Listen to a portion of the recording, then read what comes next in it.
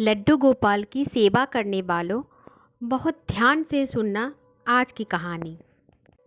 वैसे तो आजकल हर घर में लड्डू गोपाल जी विराजमान हो रहे हैं। जिन जिन के घर लड्डू गोपाल है, ये जान लेना कि वो सिर्फ लड्डू गोपाल नहीं, वो साक्षात अनंत ब्रह्मांड के रचयिता भगवान श्री कृष्ण हैं। और साथ में ये भी जान लेना, भगवान ने हमें सिर्फ एक मौका दिया है उनका सेवा करने के लिए।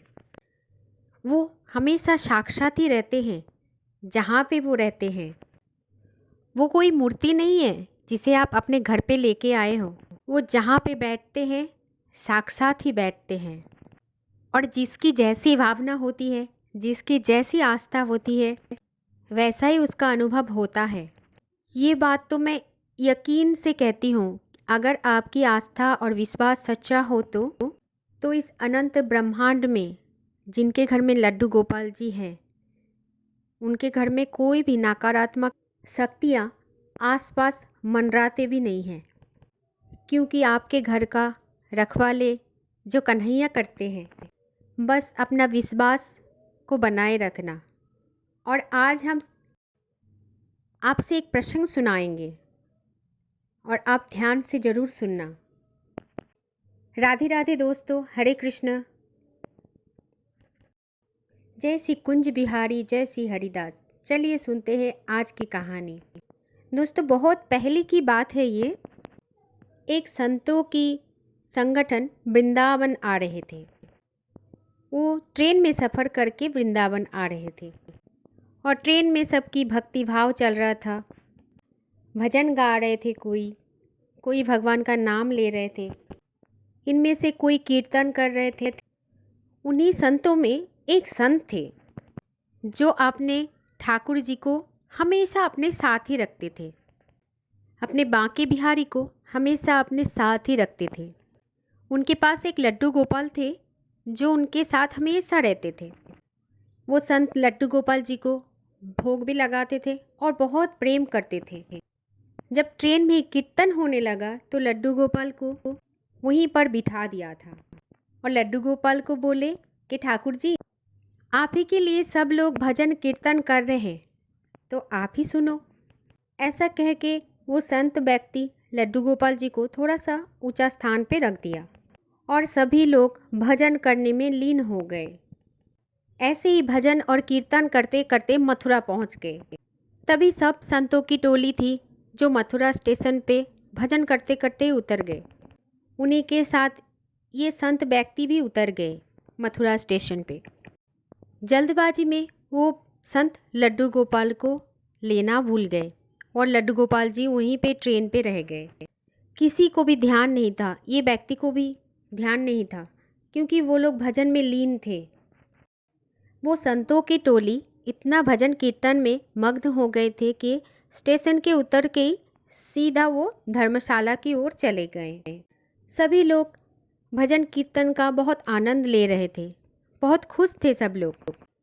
पूरे रास्ते ये सब संत ने भगवान का भजन कीर्तन ही कर रहे थे, बड़े आनंद में थे सब। अभी ये संत को बिल्कुल भी याद नहीं आया कि लड्डू गोपाल जी ट्रेन में रह गए थे।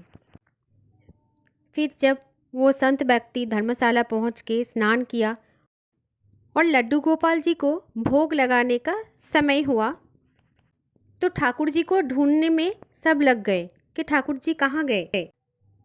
सब बोल रहे हैं, मेरे माधव गए कहाँ, मेरे केशव गए कहाँ, कहाँ गए मेरे ठाकुर जी।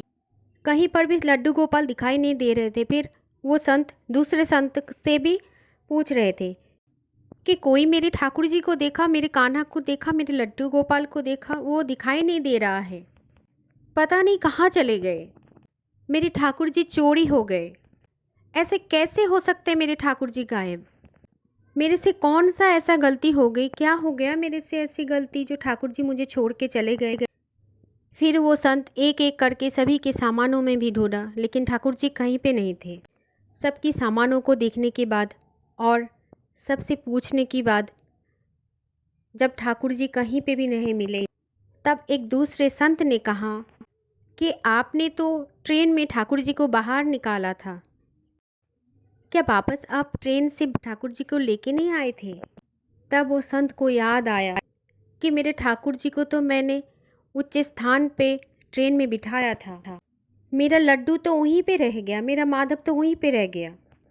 जब ये बात याद आया तो सभी संतों की टोली भागी वापस और स्टेशन में पहुंची।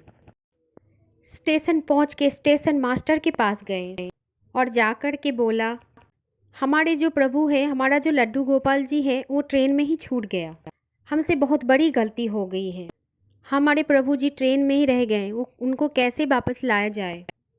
फिर स्टेशन मास्टर ने पूछा, कौन सी ट्रेन से आप आए थे? तो उन्हीं में से एक संत ने बताया कि हम इस ट्रेन से आए थे। स्टेशन मास्टर ने बोला कि वो ट्रेन तो अब तक चले ही नहीं है। इंजीनियर आ चुका है, देख चुका है, ट्रेन में कोई प्रॉब्लम नहीं है, लेकिन फिर भी ट्रेन यहाँ से चल ही नहीं रहा है। वो ट्रेन तो उसी प्लेटफॉर्म पर खड़ी हुई है। आप कौन सी सीट पर थे, कौन से डब्बे में थे? अगर आपको याद है तो जाकर के देखिए।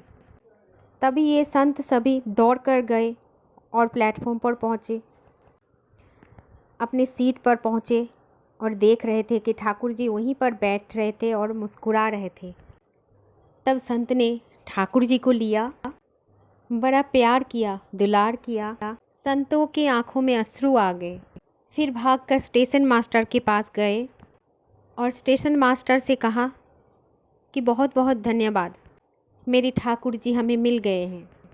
सुना जाता है कि इसके बाद वो ट्रेन फिर से चल पड़ा था, बिना किसी खराबी के। इतनी देर तक ट्रेन वहीं पे रुका हुआ था। ठाकुर जी तो अनंत ब्रह्मांड के रचयिता है, तो ट्रेन तो बहुत साधारण सी चीज़ है। ठाकुर जी अगर चाहे तो समय को भी रोक सकते हैं, वो चाहे तो कुछ भी कर सकते हैं। हम सभी जानते हैं कि अनंत ब्रह्मांड के जो कुछ भी है सभी उनके अधीन ही है। सारे नक्षत्र, ग्रह, सब कुछ सिर्फ और सिर्फ उनके आदेश का पालन करता है।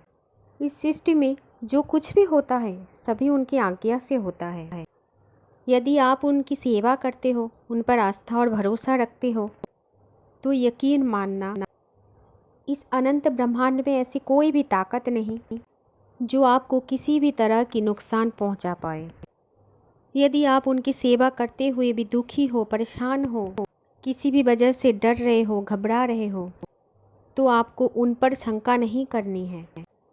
आपको अपने विश्वास को और भी ज़्यादा मजबूत करना है। जो लोग ये कहते हैं ना कि मैं बहुत पूजा करता हूँ, भोग लगाता हूँ, लेकिन भगवान मेरी सुनते ही नहीं है, यही तो शंका है दोस्तों। इस शंका को ही तो दूर करना है। यही शंका को मिटा दो और अपने आप को संपूर्ण रूप में समर्पण कर दो, और फिर देखो आपके जीवन में हर पल चमत्कार ही चमत्कार होगा। जहाँ पे विश्वास करते हैं वहाँ पे प्रश्न नहीं आना चाहिए कि मेरा ये कार्य हो नहीं रहा है। अगर मन में विश्वास है तो संपूर्ण रूप से विश्वास रखिए, भरोसा है तो संपूर्ण रूप से भरोसा रखिए ठाकुर जी पर, और फिर देखिए आपके जीवन संपूर्ण रूप से बदल जाएगा। चमत्कार होगा हर पल। इसलिए आज के बाद कभी शंका मत करना, विश्वास रखना, भरोसा करना। राधे राधे। हरे कृष्ण। श्री कुंज बिहारी श्री हरिदास।